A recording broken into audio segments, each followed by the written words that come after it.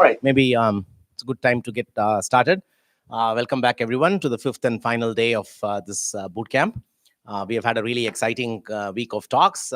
We have seen talks on theoretical works on fundamental aspects of coding theory. We have seen beautiful codes which drive cloud storage, something we use every day. We've also seen beautiful theory which, for futuristic potential with quantum error correction and quantum computing. And for our final topic, we have something which is pretty remarkable, which is really beautiful theory, which is also in, just over a decade made it into practice, something most of us carry in our hands, 5G phones, and that is polar codes. And I'm very happy that Hsin-Po Wang, who's a postdoc here and also Simon's fellow this semester, is here to give us a 2-hour tutorial on polar codes. So, take care. So thank you for coming, and really happy to be here. So here's the polar code tutorial. They are, I think, immediately it doesn't work. So there are, I think, two sides of a polar code. There's an inside and yang side. So on the inside, there is an engineering aspect of polar code where people deal with list decoder and people deal with all the implementation. And so if you're interested in the engineering side and as well as the future of polar code, especially its position in 6G and also its origin story. And I promise that the origin story is very interesting. You can check Arikam's tutorial. He's very good at explaining what polar code is. So about 9 years ago, he has been here to explain polar code. And don't forget to subscribe and click the like button. After you check out the tutorial, your support is very important to us, and your action will tell the YouTube algorithm that this is the correct video to recommend to more people. Okay, back to the talk. So that's the engineering side. And on my side, today I want to talk about the theory part of polar code, and then I'll present the mathematical argument that you can reason about polar code, and you use these mathematical arguments to prove the asymptotic behavior of code, and also maybe if there are time, we'll talk about the versatility of polar code. So let's begin with the core question. What's so innovative about polar codes? And here's my answer essay. So on the left-hand side, you see a movie poster. This is, I think, 2019 documentary about Shannon, published by the IEEE Society, which says that Shannon is the bit player. So basically, Shannon tells us that if you can manipulate bits, if you can tell us a way to change one symbol into another symbol, then you can do coding. But on the other side, polar code is different because polar code deal with not the bits, symbols, but channels. So in a way, people doing polar code is like the channel player. And so just to show you the point, let's play with the most easiest channel, the binary erasure channel. So this is binary erasure channel. You have a channel, and then the input could be 0 and 1. If the input is 0, there's a 1 minus p probability that the output is 0, and there's a p probability that the output is erased. If the input is 1, the same thing happened. Except that the output is 1 instead of 0 with probability 1 minus p. So that's binary erasure channel. And then we start building our interesting circuit around this channel. So here I have 2 bits, U1 and U2. And I'm going to put U1, U2 into a circuit where it will multiply that vector by a matrix 1, 0, 1, 1. And then I'm going to feed x1 and x2 into 2 copies of binary erasure channel, whose erasure probability is 40%. And then I'll get the output y1 and y2. And then our first task is, given the output y1 and y2, how can we estimate u1? Okay, I want to express u1 as a function of y1 and y2. And you probably know the answer. So the answer is that you wire the circuit like this, and then you say y1 plus y2 will be my estimate of u1. And so if y1 and y2 are both not erased, then you can compute u1 in this way. But if one of them is erased, then you just lost the information. And so we kind of conclude that with probability 36%, you will get u1 back, but with the other 64% probability, you will get an erasure because either y1 or y2 is erased. Okay, so we say that this is a binary erasure channel with erasure probability 64%. So you see that I kind of generate a new channel out of two old channels. Okay, so that's our first task. Our second task is that suppose that there is a Genie that tells us the correct value of U1 after you submit a guess of U1. Okay, so it's like the professor that tells you the answer after you take the exam. The professor never tells you the answer before you take the exam, which is nasty. Okay, so now you want to estimate U2 given the channel observations Y1, Y2, and also the information provided by the Genie, which is the correct value of U1. Okay, so how are you going to estimate? Well, there are at least two ways. So the first method is that U2 is going to be Y1 plus U1 if Y1 is not erased. Okay, so if Y1 is not erased, you will just use this value to estimate U2, and then the other method is to use Y2 as an estimate of U2. So there are two ways to estimate U2, and so you can conclude that you can get U2 back with probability 84% because you only need one of Y1 and Y2 to recover U2. And with the other 60% chance, you get nothing. And we say that this is a binary erasure channel with erasure probability 16%, where 16 is like the product of 40% and 40%, like trivial probability theory. But still, it has good impact. Okay, so we have encountered our first challenge, like why can we use a Genie? Because we're talking about codes that are used in the real life, and in real life, there is no Genie. You have to take all the information and then make up your own decision. So here's the answer. There are three cases. The first case is that when I estimate U1, I actually get the correct U1. So U1 hat equals U1. In this case, the Genie doesn't provide any useful information because I already know the answer. If Y1 and Y2 are not erased, then of course I know U1. And of course, I have 100% confidence that this U1 is correct. So Genie doesn't need to be there. In case 2, I estimate U1 incorrectly. So in this case, the Genie does provide some information. He kind of corrects me that my U1 is not correct. Or in this case, because we're talking about erasure channel, it tells me the answer when all I see was erasure. But in this case, I argue that the Genie also doesn't help because eventually we're going to give up the whole block because I have already made one mistake. So this is a very important point in Polar code. When you run this decoder is called a successive cancellation decoder, you'll find that you will give up the whole block after you make the first mistake. So what happened next doesn't matter. So that's the second case that I argue that the Genie doesn't help. And the third case is an interesting case where the sender will always send U1 equals 0.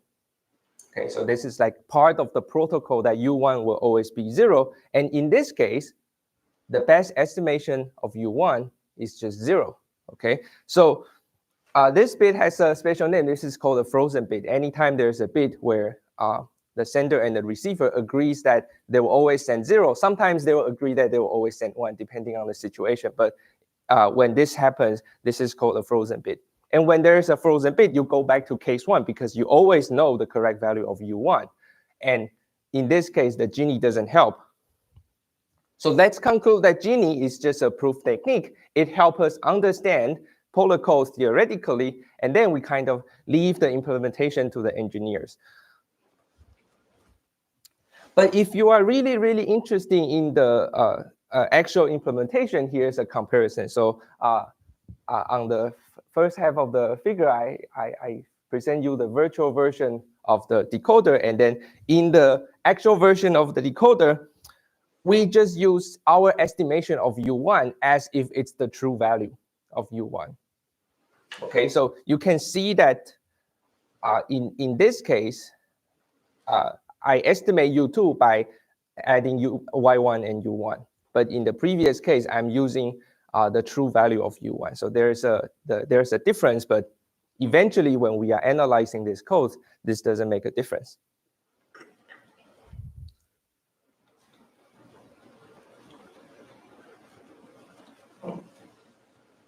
I need to find a way to advance to the next page. Okay, good. Okay, and then there's another little subtle detail that in the actual decoder, there is a third phase where the decoder will pull U1 and U2 from the right-hand side and send it to the left-hand side of the decoder. Okay, and for those who cannot follow, it's okay. We will only focus on the theory decoder, but for those who follows, we will see the reasons why in the next couple minutes.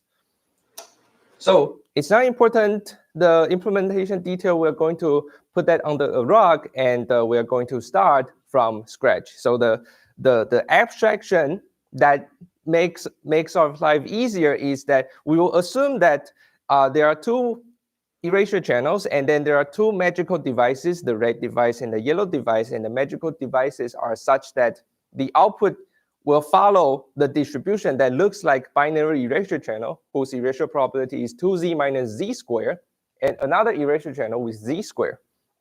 So that's the rule. And if we apply the rule to binary erasure channel with probability 40%, then we will get 64% and 16%. So that's exactly what we have in a couple minutes ago.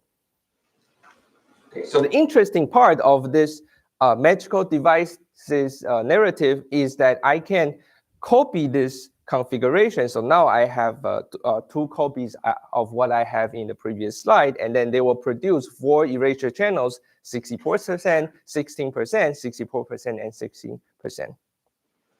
And then I'll do some magical wiring. So by forwarding this 16% to this place, I can gather the 64% together, and then I can gather the 16% together, and then I can add one more layers of the magical devices.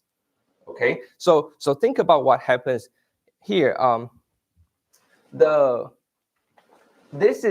wire is a symbol whose erasure probability is 60%, and this wire is another symbol with probability 60%. So for this device, he sees that the input is two symbols with erasure probability 60%. So he can apply the 2z minus z square rule to generate new channels where the erasure probability are 2.56, which is 16% square, or twice the 16% minus its square. And then you can do the same calculation. You'll find that these are the correct numbers of the erasure channels. So given the, sorry, yeah. Is it true that if I look at the sum of like all the erasure probabilities of the channels on the right, that always equals the sum of what I started with? Yes, correct. Very good observation. So this is because there's an easier explanation to that. So 2z minus z squared plus z squared is going to be 2z. So yeah, so this always happens. This is a conservation law of entropy. Yeah. We never lose any capacity by doing this kind of shenanigan. Yes. Thank you for asking. So, okay, so we are here, and then we said that we generate 4 channels, and then we go one step further. We're going to prepare 2 copies of what we have before, and then we kind of wire that in this funny way so that 87% and 87% are gathered together, and then 40 and 40, 29, 29, 2.2, and then we will put one more layers of devices to generate new channels as follows. Okay, so at this point, you might ask, doesn't that make the problem more difficult? Because we begin with binary erasure with erasure probability 40%, and now we have like 8 times more channels to deal with. So how is that going to help? Well, it's going to help because there's an interesting structure underlying, namely this tree where you start with 1 channel, and then you kind of synthesize 2 new channels, and for either of the channel, you kind of synthesize 2 new channels, and so on and so forth. So there is an infinite tree structure underlying this decoder graph. So a couple minutes ago, we said that people doing polar code is like the channel player, but a more precise statement is that we are growing trees of channels. So in a way, we are the channel gardener. So so let's look at a very large tree. I say, okay, we are very patient, and then we apply the channel evolution rule for 6 layers. So now we have 64 channels. And now we have 64 times the problem that I start with. So how is that going to help? And here's the reason. So if you look at these channels, you'll find that these channels all have erasure probability less than 1%. So suddenly, we begin with a channel that is unusable. And then now we have channels whose erasure probability at 1%, which means that I can just send my message through these channels without really worrying about it getting erased. It's only 1% chance. Yes? How sensitive are these encodings to slight correlations in the binary erasure channels? So if instead of assume maximal independence, right, we have slightly not independent, is it still resilient? Is it still resilient? I think so, yes. Yes, but you have to quantify, yeah. Well, I guess you could do like covariance, right? And then, but do you have any intuition why you think it's still resilient? Because you just, I guess you can always measure like, so you can do something like, here are the 2 channels, and then you replace a second channel by an independent copy by a copy that is identical to the second channel, but independent of the first channel, and then you kind of measure its distance. So there is a way, because this channel evolution is very straightforward, there's a way to control that. Oh, if you have a distance relation here, then you have another distance relation here, and you kind of bound everything with inequality. But to be honest, I don't think that will work in long term, because there are going to be many, many layers. So eventually you will lose all the independency. But on the other hand, you can just do the simulation, and if it works, it works. So, yeah. I mean, in real life, there is every channel has interference, but we still assume IID because it's easier to analyze. So, thank you for asking, and let's resume. So these channels are very good channels, and then we can kind of send our message, uncoded message. We don't have to do anything. We just send it and hope that the message goes through. And what about the other channels? Well, the other channels are the bad channels. So we kind of freeze them. And by freezing them, I mean we apply the old protocol where the receiver and the sender both agree that they will send 0 through these channels. So the receiver always knows these channels. And if they know these channels, it's kind of like the genie tells him the answer. And so he can, by knowing the answer of the channels that are frozen, he can decode the channels that are very good. So that's the essence of polar code. And so a more formal statement is proved by Oricon, which somehow goes like this: is if after you synthesize 2 to the n power of channels, k of them have erasure probability less than p, then polar code has code rate k divided by 2 to the n and block error probability k times p or less. Okay.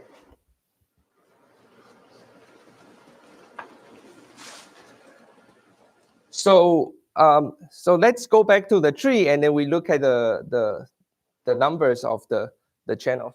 Well, we mentioned before that these channels are very good channels, but on the other hand, you also see channels that are very bad. So these channels have erasure probability that are very close to 100%, meaning that almost always you will never ever be possible to send an information through these channels.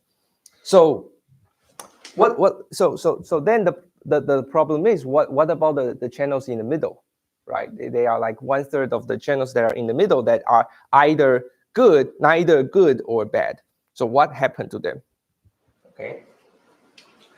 What happened to them is that if you kind of be patient and then you apply more devices to the tree, then eventually you will get a picture that looks like this, where most of the channel, except very few in fraction, most of the channels are either erasure probability 0 or erasure probability 100%.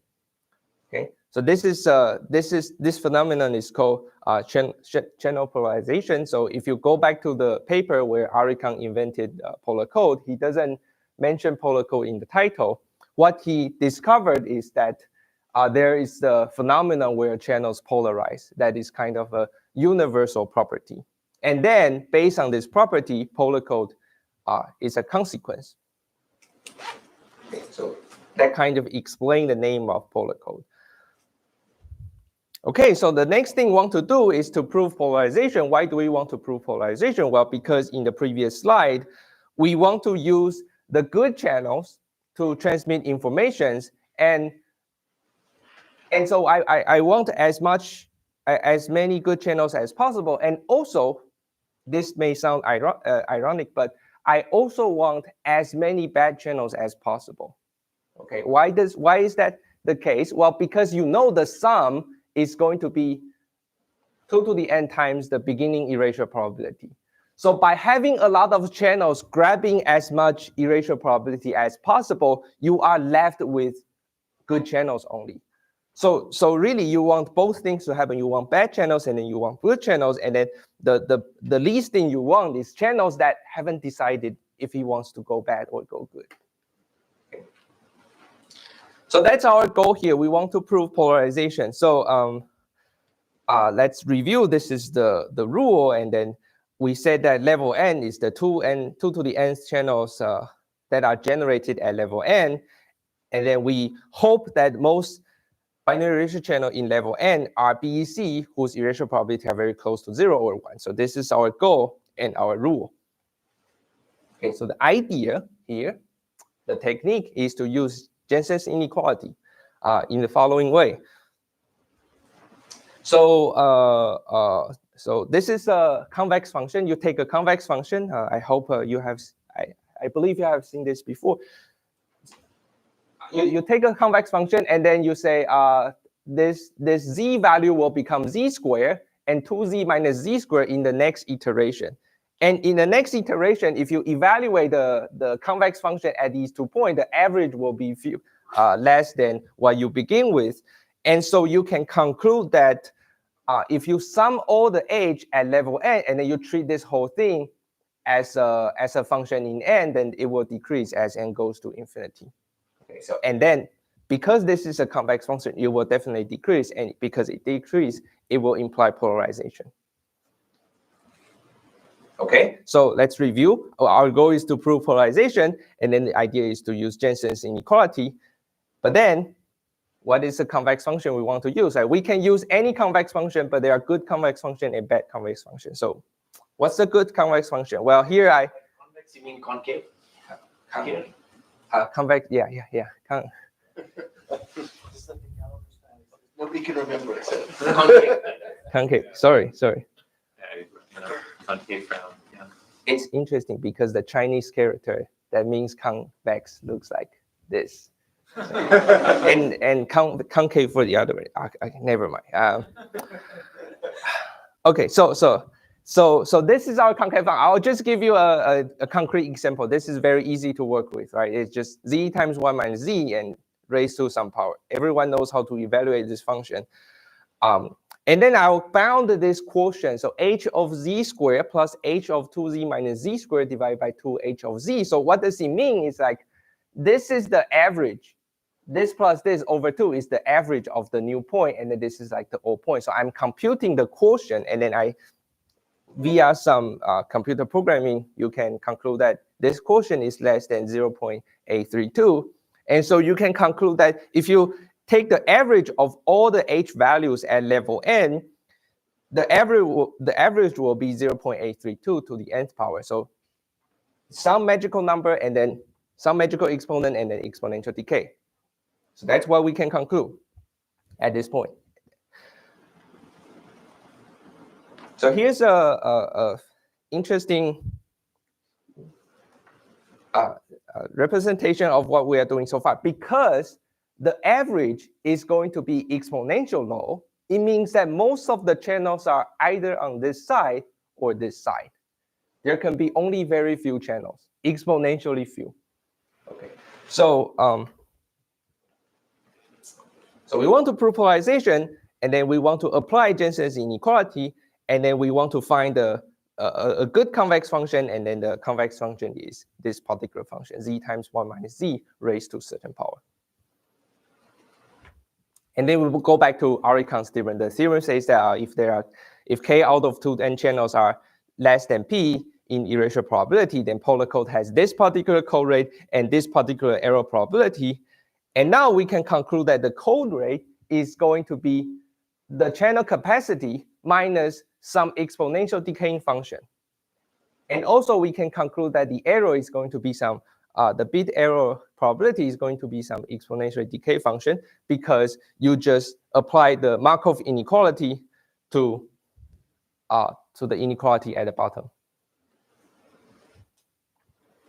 Okay, so this is what you can conclude. We are already approaching the capacity.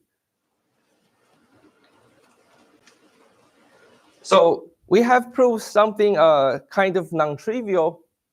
Maybe it's straightforward, but it's very hard to come up with this whole idea, including all the implementation of polar code. So maybe this is a good time to take a stretching break, get some coffee, watch some TV, waste 30 minutes of your life, and come back to see what you prove. And you realize that there's a very serious problem in this slide.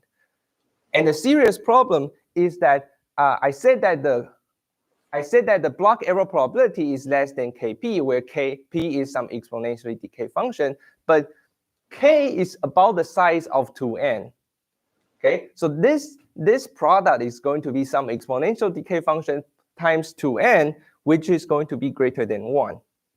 Okay, so if you prove something and if you prove that the error probability is less than 1, it's kind of, it's like a trivial result. Like, we are not proving anything, although we have spent a lot of effort. So our next job is to improve P.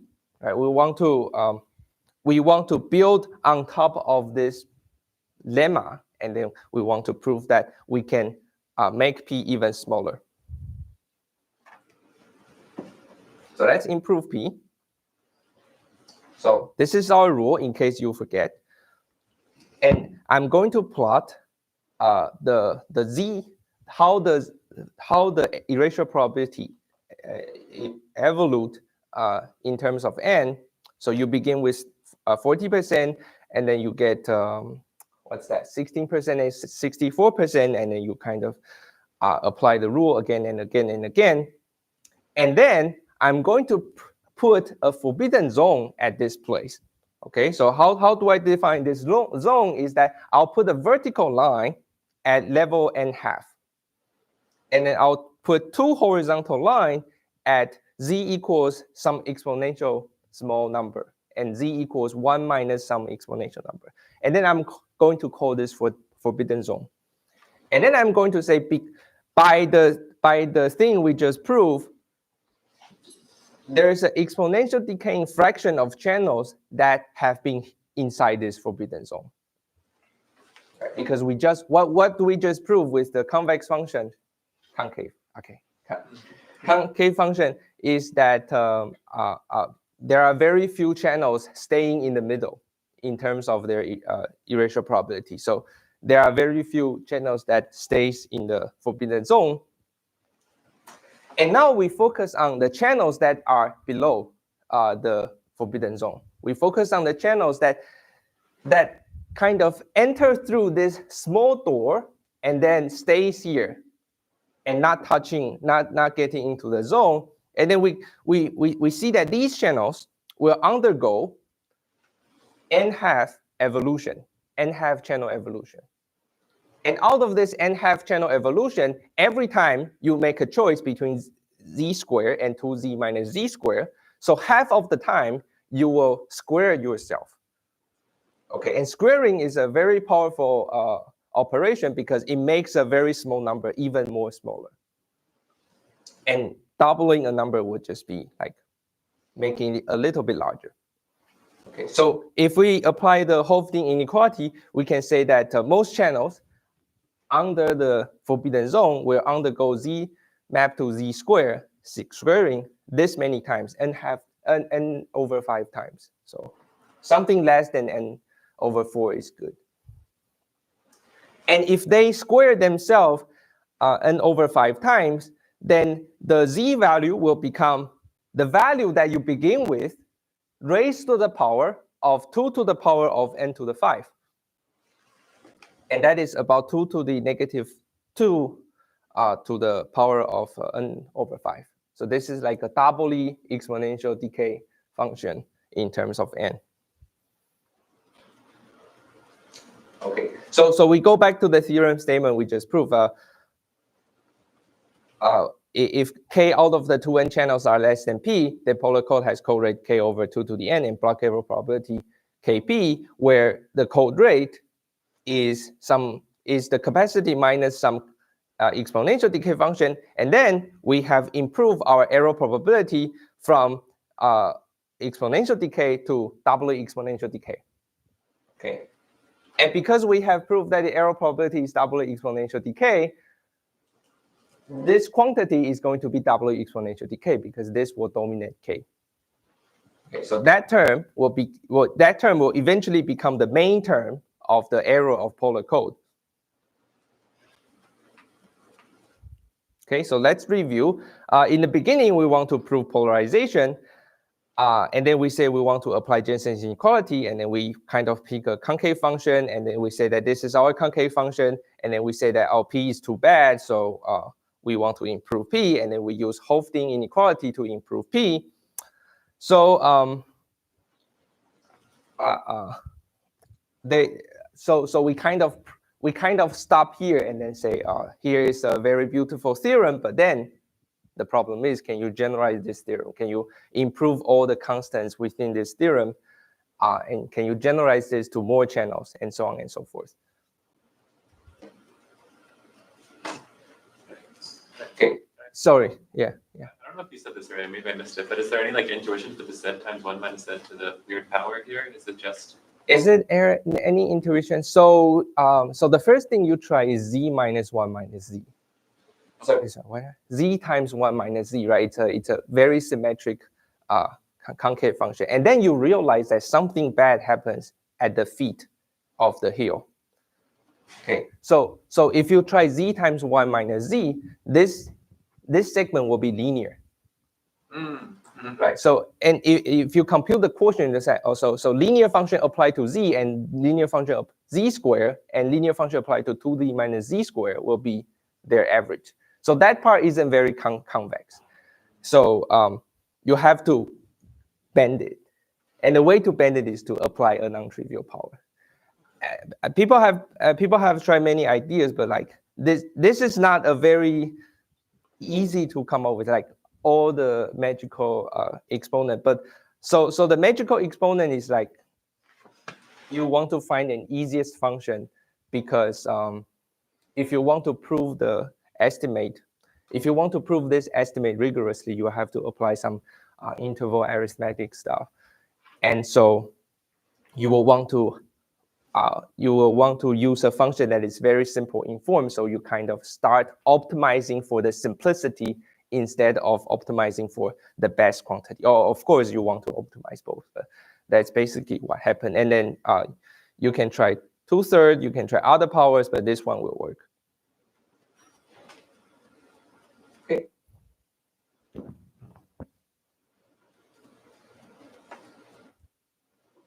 So that's what we have, and this is our process, and then we kind of like projecting into the future, like, oh, we want to do more about polar code. So there are many topics you can explore in polar code. So the basic of polar code is consists of two things: a successive cancellation decoder, which is the decoder I introduced in the beginning of the talk, and then we have observed a phenomenon called channel polarization. And then our goal is to prove better gap to capacity and better error probability. And they are generalizations of polar code. First of all, you can use a larger matrix, and then if you allow yourself for a larger matrix, maybe you can use Reed-Solomon matrix as the kernel of the polar code. I'll explain that later. But but just keep in mind with this. And then we can also generalize polar code to general channels like a BMS, binary memoryless symmetric channel, and also channels with larger alphabet. We can also consider polar code over multiple access channel, broadcast channel, wiretap channel, lossy compression, lossless compression, distributed compression, so on and so forth, compressing with helpers, so on and so forth. We can also consider quantum channels. We can also consider channels with synchronizing errors. And we can also consider coded computation.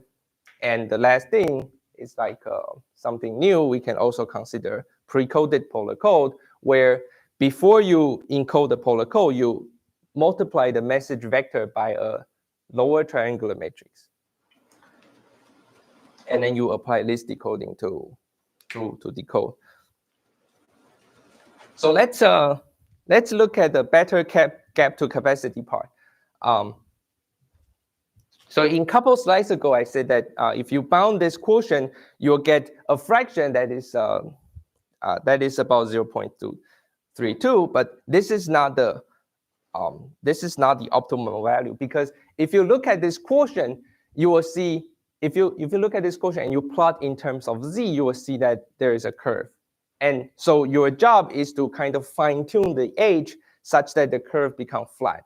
And if the quotient curve becomes flat, it means that this quantity is optimal.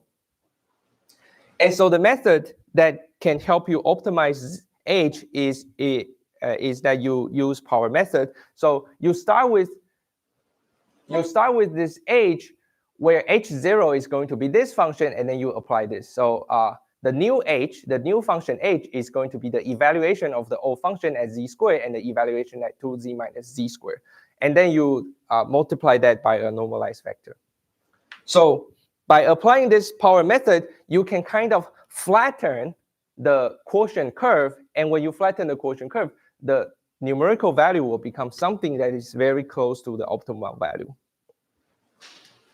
But there is a problem here. So first of all, for any non-trivial function, finding the supremum over z in the interval 0, 1 is going to be highly non-trivial if you want to do it rigorously, because you don't want to do it by hand. So you do it on the computer, and then you have to make sure the computer doesn't choose the good z's to evaluate. You have to kind of certify that on the whole interval, this quantity is less than the estimation we want to prove.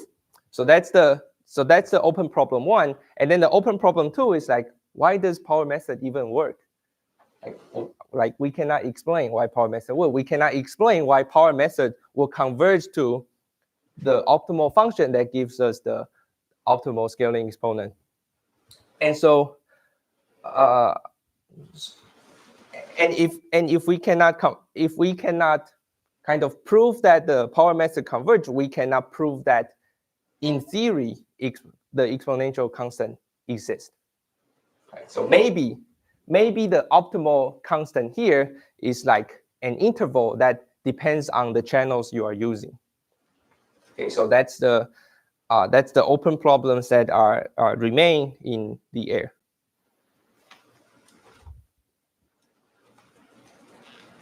Okay, so we talk about how to prove better gap to capacity, and now we're talking about how to prove better error probability. Okay. So let's go back to this figure where we kind of put a forbidden zone here, and then we say that, oh, by applying Hofstadter inequality to this quantity, we will we can square the z, and depending on how many times we square the z, we can prove good error probability. So what we do now is, instead of putting the vertical point at n½ I'm going to put the vertical point at n³. So pushing that toward the left. So this means that I'm going to draw the horizontal line with a worse constant, and then I'm going to conclude that 2 to the negative omega n over 3 fraction of channels have been here. So this is a worse estimation of the numbers of channels that have been into the forbidden zone. And then I apply the same Hofstadter inequality again, but this time I will get a new constant, which is 1/3 minus epsilon. Because now we are undergoing squaring or doubling more times, so there are more squaring to do. And if there are more squaring to do, it means that you can, so you start with a very small quantity and then you square it, it will become smaller, smaller, smaller, and then you kind of square it 1/3 n times. And if you can push, so this is what happens if you put this line at n3. If you put this line at n/5 or n/10, you can improve this quantity. And then if you put the line all the way to this place that is very, very close to where you begin, then what happened is that you will have a very bad estimate here and here and here. These are going to be not exponential decay because you just put them at the very beginning. So these quantity becomes like some constant. So your gap to capacity becomes constant, but then your error probability, this place, this will become 1/2. And so your error probability will become 2 to the 2 to the n-half. So doubly exponential decay where the explicit exponent is 1/2. So this is the kind of like the summary of what we can prove. We can show that the gap to capacity is about 2 to the n divided by 3.627. So this is like the optimal constant if you apply the power method, and then if you do all the floating point computation, you get this constant. And then you can show that the error probability is 2 to the -2 to some multiple of n, and then you can improve that constant to 1/2 minus epsilon. But if you want to do that, if you were to do that, it means that you will lose some capacity, some gap to capacity. Okay, so there is a trade-off. Either you have this very good gap to capacity, but satisfactory error probability, or you have some constant gap to capacity and very good error.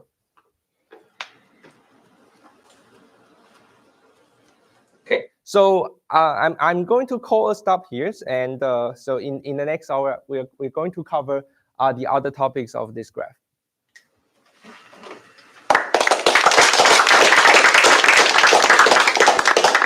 We certainly have time for questions. So you say that at the end, like, the best possible gap to capacity you get was like this 2 to the -n mod. This is like with these methods. Is it provable, like, if you use this like rule for combining channels in this way, you can't do like better than a certain gap to capacity? Like, is there some sort of lower bound on the gap to capacity that you would need? So you can turn this. So this is an inequality here. Yeah. But if this somehow becomes equality, then it's kind of optimal. So you need to work out the detail, but I think this is optimal for this particular case. So because for this particular case, we know exactly what these values are. So you just turn your computation upside down, then it becomes an upper bound computation. So I think if your rate is between 0 and 1, then your minimum distance is squared in, and then you get exactly that as a lower bound, right? Because you're getting like 2 to the minus square root capital N. Sure. So the minimum distance gives you a lower bound. Yeah, but I think that is for the error probability. Maybe he's asking about the gap to capacity, I think. For the error probability, you get a... Yeah, I understand. But yeah, the error capacity, that doesn't need me. Yeah, the error rate, that does make sense. Yeah. Any other questions? I had a question about the open problem for the recursion. Trying to get it. So I mean, this is actually an eigenvalue problem on the space of like, say, continuous functions from 0 to 1. And I feel like there's under mild conditions that that what's going to happen to this, but finding the function I think is hard or perhaps impossible. Right? Like, I don't know. Yeah. So why do you think you're not sure the power method will work? What do you mean by work? there's just no. So for power method, you need some kind of like contraption map. You need to find a matrix, and you kind of say that, oh, this function, this sequence of function becomes a Cauchy sequence, and so on and so forth. Because it could just jump to like very crazy. It could suddenly becomes very incontinuous. Yeah. And you have no way to bound that. Of course, you believe it's not the case, but Yeah. Okay. yeah. But in this case, if you just simulate this for a bunch of steps, do you get that function? No, this is not even accurate. This is like